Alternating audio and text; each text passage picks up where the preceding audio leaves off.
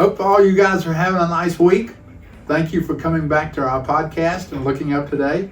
We had Judy Rahm is our guest today. And she's going to be talking about what all she did and so forth. So if you like what you hear, call all your neighbors. I'm just giving Judy a hard time. Mm-hmm. Okay, so we're going to start off. Let me ask you the first question, and then we can go from there. What's your history? Where did you start off and get married, or whatever? You went in the service, I think, and then how did that all work out? That's sort of complicated, but sure. I'll start off. I don't necessarily like to talk about myself, but as long as you asked, here goes.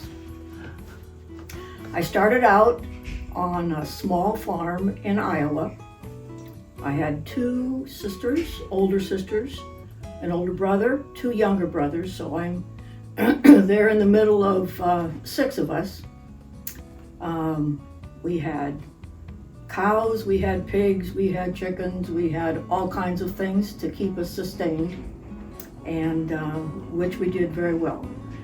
I think my mother was the industrious one in the family, and my dad was industrious, but my dad had a jolly, good time side to him too. So I'm a combination of the 2 of them, I think. So I grew up in a small community, went to a parochial school for 1 through 8th grade, then to a public high school. I had a tremendous math teacher in high school. She just instilled in me a love of math, and in high school I took 1 algebra, 2 algebra, solid geometry, plain geometry, solid geometry, trigonometry, and all the courses that I could take and swallow in the math department. And I also had some science courses. So that was the area of interest for me. I thought about doing math degree for college, but I didn't know where that was going to lead me. So I decided to go into nursing. So after high school, I went to a diploma program in nursing. And I went there. I didn't finish the diploma program because at the time, the direction for nursing was to get a bachelor's degree, even to work in a hospital at that time. And that was early 60s. So I went to the College of St. Catherine in St. Paul, Minnesota, and got a baccalaureate degree with a major in nursing. Finished that, went out and worked in Montana at a small community hospital.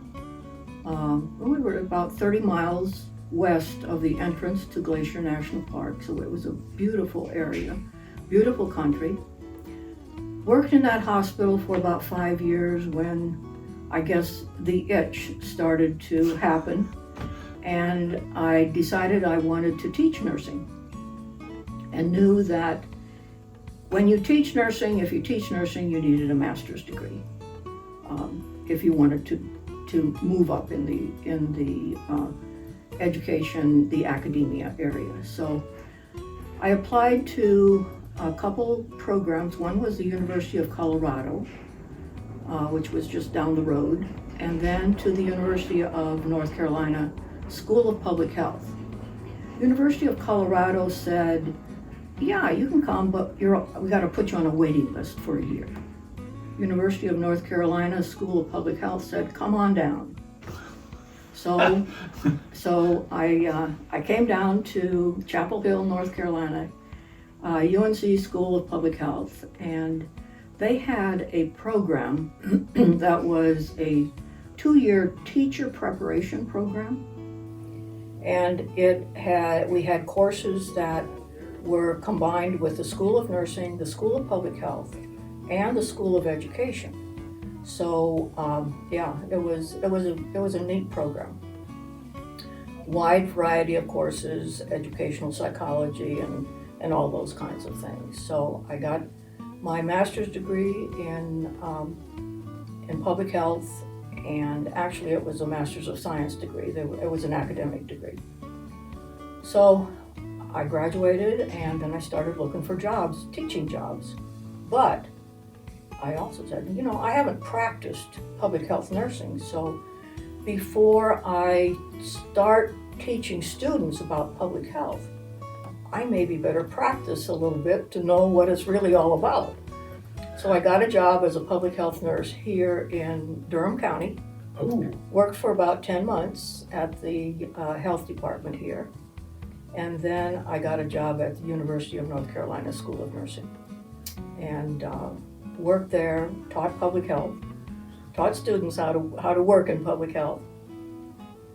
And so worked at the School of Nursing for about 12, 13 years. And while I was there, we'll get off to this tangent of the military in a little bit, but before, a number of the faculty at the School of Nursing belonged to the 3274th Army Reserve Hospital that was based here in Durham. And so and one of the people was the chief nurse. So she was always recruiting. So she got this young recruit, but I'll go into that a little bit later. So as I said, I stayed at the School of Nursing for about 12 years and then took a position with the North Carolina Board of Nursing as an education consultant, and then worked up to the Director of Education at the North Carolina Board of Nursing. Worked there for 15, 16 years, and then ended my nursing career as the Director of Nursing Education at Wake Technical Community College for their nursing program. So that was about a span of, 40 years of nursing. A wild ride, a wonderful ride, lots of learning. You know, students are the best teachers, and you get taught a lot from them, as well as the patients that you take care of. And going in public health nursing is a awakening, I think, of the needs that people have. And I'm sorry to say that aspect of nursing has really waned. I think it's almost non-existent, and it's because of the environment, I think, that we live in. It's pretty dangerous out there, I think, for someone to go into someone's home. And I had one experience I'll let you know. I went into a home one time, and I don't remember what it was for, but anyway, I was visiting and was ready. I took care of whatever needed to be done. I walked out from the bedroom into the living room, and sitting in a chair similar to this was an elderly lady twisting a knife that had a blade on it about that big. And I saw it, and I made my exit pretty quickly. Not that she was ever going to use it, I don't think, but I think she was just being protective of the rest of her family. I understand. It was an interesting situation. One of several that I could bend your ear with, but I'm not going to do that. Okay. Getting back to the military, yeah, I was recruited to join the Army Reserve Unit. Our duty station on weekend drills was down at Womack Hospital at what we know now again as Fort Bragg. Spent those years doing a variety of things. Worked in the clinic, worked in the operating room, did some education. For a few years was the assistant chief nurse also. And so spent 22, 23 years with the reserve unit, and started as a captain, came out as a colonel. What better can you do? Good. That's great. Yeah, it's been a pretty good life. It's been a pretty good life. Good. Now, I told you I didn't like to talk about myself, but I certainly did a pretty good job, don't you think? I bet you did. Way to go, Judy. Now, here's the question, Judy. What caused you to move to Croasdaile Village? Well, I suppose I could say some gray hair, for one thing, but my wife is Carolyn Moffat, and she was diagnosed with Parkinson's disease back in 2007. And although she has a very slow progression of the Parkinson's disease symptoms, they continue to bleed into your life. We were living on a little acreage out in not so much north, but west Orange County. And although we had a John Deere riding mower and things like that to take care of the garden and the yard, and it just all of a sudden became a little too much for either of us to take care of. So in probably 2012 or so, we started looking at places to retire to, and explored a place in Florida, explored several places here in the Triangle area. We had a lot of friends who were at Carroll Woods. We put down some money at Carroll Woods, explored a place in Charlotte and out in western North Carolina. But we knew western North Carolina was probably out of it because it was too far from our claws here in the Triangle area. We had too many things going on here, too many interests here, and too many things to do here. So one day we drove around here in Croasdaile, and it looked pretty nice. And we drove in, I guess we called marketing, and at that time it was Lisa. And Lisa said, yeah, come over and talk to us. So we did. And she had a place over on, I don't remember what the drive is, but it was a place right around the area where the service building is right now, the maintenance building. And she was forthright and said, we're going to have the service maintenance building here. There's going to be a lot of traffic here. We'll build a berm, we'll put up trees and shrubs and things like that. So, but we thought about that and really said, no, we didn't want to do that. So a couple, maybe a year, 15 months later, she called and said, I want you to come and look at another place I have. So we drove in, we were a little early, and turned in, went down Aldersgate, went around the circle, and I said to Carolyn, I think that place right there on the corner, and it was the place that was right along the meadow right there. I said, I think that's empty. That would sort of be nice. And we proceeded back up, met Lisa. And Lisa said, well, let's go down and let's go take a look at the cottage. Well, lo and behold, she took us down to that cottage, and right then we said, okay, we're going to proceed. We want this place. And actually, it is 19 Aldersgate had not been lived in except by the people who lived in it originally. So it was like the people lived there were there for 16 years. And the lady who lived there had not lived there for probably, almost a year, I think. So it had been empty and waiting for the family to settle things and things like that. So it needed a lot of repair. And they did. They went in and they repaired it very nicely.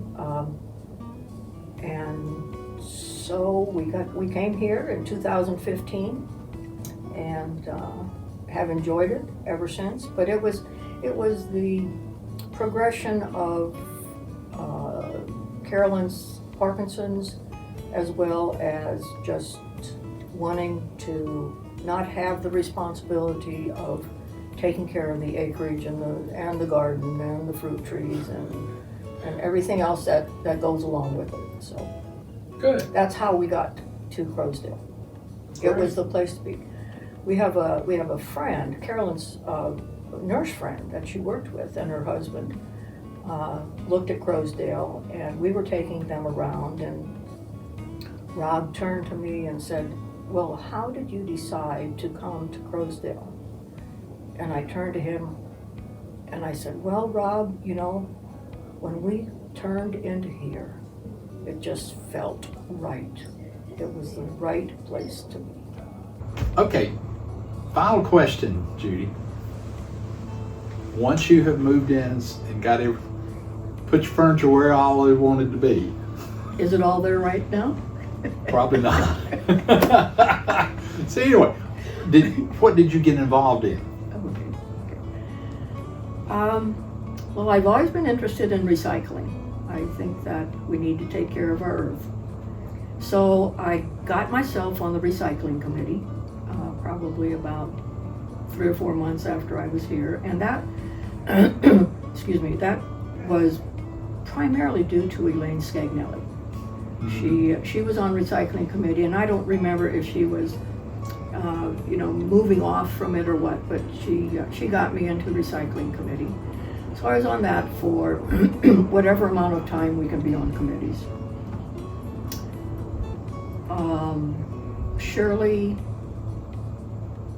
heck, what is Shirley's last name? See, this is the reason why I came to Me too. Shirley, came to Croasdaile. Anyway, Shirley was she's a nurse, and she was on the Health Services Committee.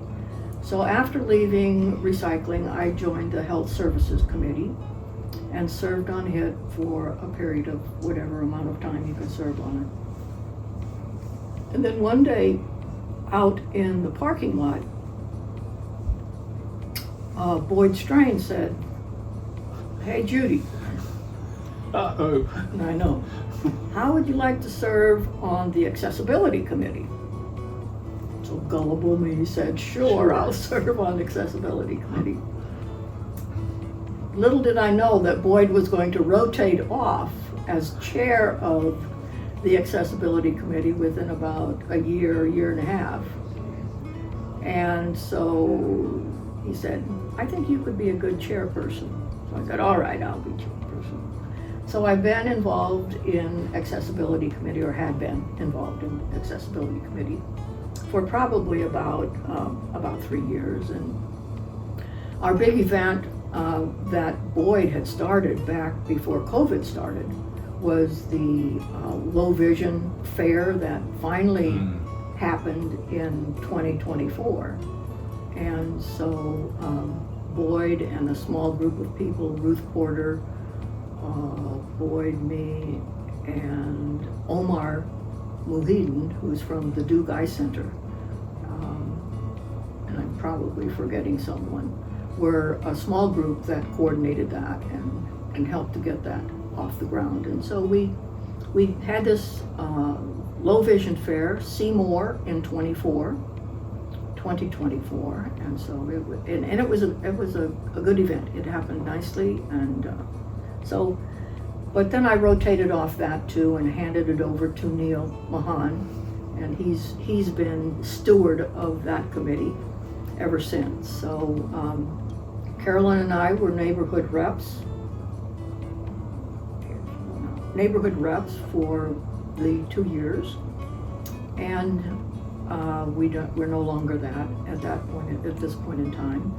But right now I'm involved in the chorale. I've been singing with it for probably, we're going to be here 10 years, probably at least 7 or 8 years have been involved with it. And then certainly with the Parkinson support group, and there's a small group, then there's a caregivers support group that also meets. So that's what we're involved with right now. Good. Judy, thank you for coming and talking to us and trying to keep us straight. That's difficult. Well, I know it's difficult, but it's okay. It's okay, I know. Hope to see you folks that are watching. We'll have some more next month or so forth. So anyway, we'll see you. Okay. Jim, thank you for having me. I really enjoyed it. I hope people enjoy it too. I do too. That's great.